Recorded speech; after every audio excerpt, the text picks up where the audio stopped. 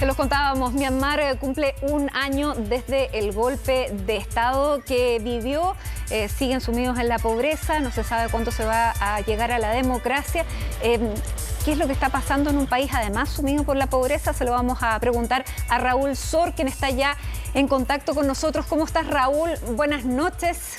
Cuéntanos. Hola, este Matilde. Primer aniversario que se ve bastante sombrío, ¿no? Sí, muy sombrío. Nada que celebrar para nadie. La Junta Militar ha asesinado a unas 1.500 personas, más de 20.000 han sido encarceladas, hay una represión generalizada en el país y han logrado atemorizar a vastos sectores de la población. Pese a ello, hubo, digamos, el día del aniversario ayer, una huelga general que fue bastante respetada por el comercio y se vio, por lo menos en Rangún, que es la ciudad principal del país, no la capital, pero la principal ciudad, y el corazón comercial de Myanmar, o Birmania, como se le decía antes. Bueno, ahí hubo una paralización prácticamente total de la ciudad, lo cual es un desafío muy grande para los militares, que claramente no han logrado controlar la situación, y en forma gradual ha ido creciendo una guerrilla bajo el auspicio del Gobierno de Unidad Nacional, que de alguna manera responde también al partido de Aung San Suu Kyi, que es la presidenta depuesta quien en la práctica no ejercía el poder en forma directa, pero que en términos reales ella era la primera autoridad y había delegado en algunos políticos su poder, pero ella era quien tenía el bastón de mando en el país. Bueno, ella fue arrestada durante el golpe militar y ella ya había pasado décadas en la cárcel, y en realidad Birmania, desde su independencia, o Myanmar, ha pasado el grueso de su historia bajo gobiernos militares, bajo dictaduras militares, y finalmente se había logrado, a través de una enorme movilización, llamar a elecciones libres, y Aung San Suu Kyi las ganó, barrió en la segunda oportunidad nuevamente, pero en ese momento, hace un año, digamos, los militares dijeron, no, aquí hubo fraude. Los únicos que han hecho fraude masivo son ellos, pero acusaron a Aung San Suu Kyi y a su partido de haber hecho un fraude, de haber ganado malamente las elecciones, y después le han sumado una serie de acusaciones absolutamente ficticias y absurdas, como que tenía unos walkie-talkie que era ilegal tener en el país, que le habían encontrado unos dólares, es decir, las típicas acusaciones que hacen las dictaduras, que no tienen ningún peso legal, pero que son suficientes como para encarcelar, y le han ido sumando sentencia tras sentencia. Probablemente al buscar aplastarla es dar una señal a la población de que no tiene sentido resistir. Pero las cosas no han salido como esperaba esta dictadura, porque se ha ido levantando una resistencia armada, especialmente en el norte del país, donde además ya operan grupos armados de minorías étnicas que venían luchando desde hace mucho tiempo, algunas en su momento con apoyo de China. Y claro, lo que ha conseguido la dictadura es bastante apoyo de sus aliados tradicionales. Ciertamente China le ha brindado bastante apoyo a esta dictadura militar, a esta junta, y también Rusia la ha apoyado, y claramente Myanmar entra en el juego geopolítico del sudeste asiático. Es un país muy importante para China, en parte porque provee algunas materias primas, pero especialmente dentro de esta gran iniciativa de la nueva ruta de la seda de China. Myanmar puede proveer puertos para sacar productos chinos, y de hecho China ha venido trabajando en un ferrocarril que vincula a China con Myanmar, de manera que este país tiene una importancia estratégica para China. Sí, Raúl, ha habido bloqueo a Myanmar, y este bloqueo tampoco ha logrado digamos, socavar las bases de esta dictadura, pero además hay otras cosas que tampoco les han salido bien. La pandemia ha sido brutal en el país, también ha aumentado muchísimo la pobreza. ¿Esos son efectivamente presiones para el gobierno que tenga que responder de alguna manera? Bueno, sí, todos los gobiernos están acuciados por la pandemia. La situación económica en Myanmar es muy precaria. Hay informaciones de hambruna, pero hay que decir que en Myanmar ha sido a lo largo de su historia un país muy autárquico, es decir, muy poco dependiente del exterior, y lo que necesita en gran medida lo puede obtener de China, y lo logra porque China, como decía antes, tiene intereses creados importantes en Birmania. Yo lo llamo alternativamente Birmania en Myanmar. Los que tienen más edad lo recuerdan como Birmania, la conocieron como Birmania, y últimamente uno alude a ella como Myanmar. Y Myanmar está en una situación internacional que, por cierto, con un bloqueo por parte de Occidente y de algunos países asiáticos, pero en el sudeste asiático, aunque han habido y han excluido a Myanmar de algunas reuniones, especialmente de coordinación militar, digamos, nadie quiere tirar la primera piedra, porque la mayoría de los regímenes del sudeste asiático tampoco son modelos de democracia y podrían darse en sus propios países situaciones ante las cuales ellos no quieren sentar precedentes y que los indiquen con el dedo y dicen, pero ustedes con Myanmar hicieron tal cosa, y por lo tanto, en general, en la región han hecho la vista gorda frente a lo que ocurre en Myanmar, que es una dictadura de tomo y lomo.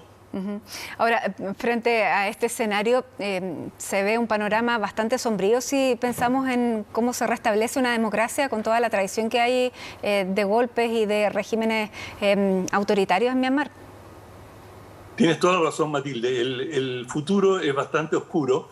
No se ve la posibilidad de que la oposición, que está comenzando a armarse, que tiene algunas unidades guerrilleras en ciertas regiones bastante periféricas, pueda confrontar en un corto o mediano plazo a una dictadura armada hasta los dientes, militares con mucha experiencia y que se han bañado en sangre. No, digamos, muchos de los televidentes recordarán lo que pasó con la minoría musulmana de los Rohingya, esta minoría que vive en el occidente del país y que también le costó caro a Aung San Suu Kyi, porque ella, recordemos, era una premio Nobel, es una premio Nobel de la Paz, se decía de ella que era la expresión femenina de Nelson Mandela, es decir, es lo más prestigioso que tú puedes decir de un luchador por los derechos humanos, es decir, compararte con Mandela es el honor máximo. Bueno, y ella tenía un prestigio enorme. Además, es una mujer con un gran carisma, vivió mucho tiempo en Inglaterra, habla perfecto inglés, de manera que digamos, su imagen a nivel mundial era extraordinaria. Pero bajo presión de los militares, ella avaló en alguna medida la represión brutal contra los Rohingya, en que en su mayoría han debido emigrar, abandonar el país. Se dijo, por los militares dijeron, bueno, esta gente son inmigrantes, un tema bastante tópico, y por lo tanto no pertenecen a Myanmar, y aunque estaban ya décadas, eran generaciones de ellos, fueron sometidos a una persecución muy brutal y cientos de miles de ellos fueron obligados a salir del país. Y ella, de alguna manera, Aung San Suu Kyi, avaló esta represión contra los Rohingya. Y claro, eso le valió una enorme pérdida de prestigio internacional. Había gente que pedía que le quitaran el Premio Nobel de la Paz. En fin, pero ella pensó que no estaba en condiciones de confrontar a los militares y probablemente tenía otras consideraciones. El hecho es que se consumó esta persecución brutal y muy cruel contra esta minoría musulmana, y eso la hizo a ella perder mucha capacidad de convocatoria. Raúl, los generales tienen ya un cronograma para celebrar elecciones a mediados del año 2023. ¿Eso se ve como una manera finalmente de legitimarse ante la comunidad internacional? Porque me imagino que si lo convocan es para ganar. No, claro. Ante la comunidad internacional y nacional. Es decir, siempre, todas las dictaduras siempre prometen elecciones porque es una gran válvula de escape. Entonces ya, hasta el 23 estamos tranquilos, prepárense para las elecciones.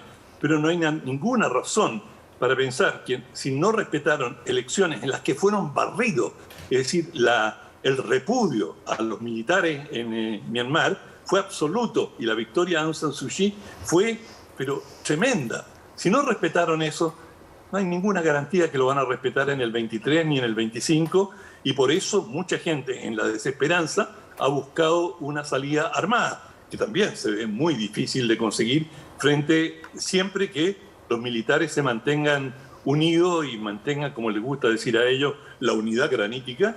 Si logran eso, es muy difícil desplazarlo. Ahora, hay informes, hay reportes de que hay disidencia, de que la moral es baja, pero esas cosas se suelen decir muchas veces, no hay ninguna evidencia que eso sea así por el momento, y fíjate, interesante, ellos no tienen servicio militar obligatorio, es un ejército profesional. ¿Y quién está apoyando a estos incipientes movimientos y guerrillas que se podrían sublevar en algún caso? Bueno, sobre todo han tenido bastante apoyo en minorías étnicas que existen. Los mismos Rohingya, esta minoría musulmana, en su momento tenía una pequeña guerrilla incipiente, muy incipiente, y tal vez así que esa fue la razón o la excusa que usaron los militares para entrar con una represión absolutamente brutal y desmedida. O sea, no guardaba ninguna relación con la amenaza que enfrentaban de parte de los Rohingya. Pero sí hay una treintena de minorías en distintos lugares, especialmente más hacia el norte, hacia la frontera, y allí pueden surgir y pueden servir como núcleo de aglutinamiento de los disidentes.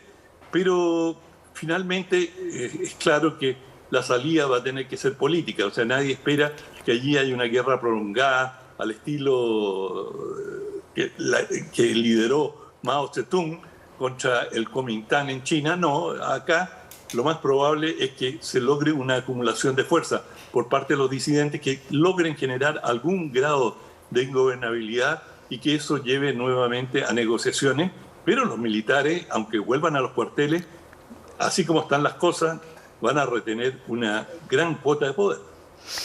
Bueno, difícil situación, Raúl, no es un panorama alentador. Se cumple un año de esta insurrección, de este golpe militar y bueno, seguiremos observando cómo logran levantarse y cómo, sobre todo, la comunidad, tanto interna, los civiles han sido bastante dignos en resistir, han sido pacíficamente dignos aunque hayan nuevamente sido reprimidos.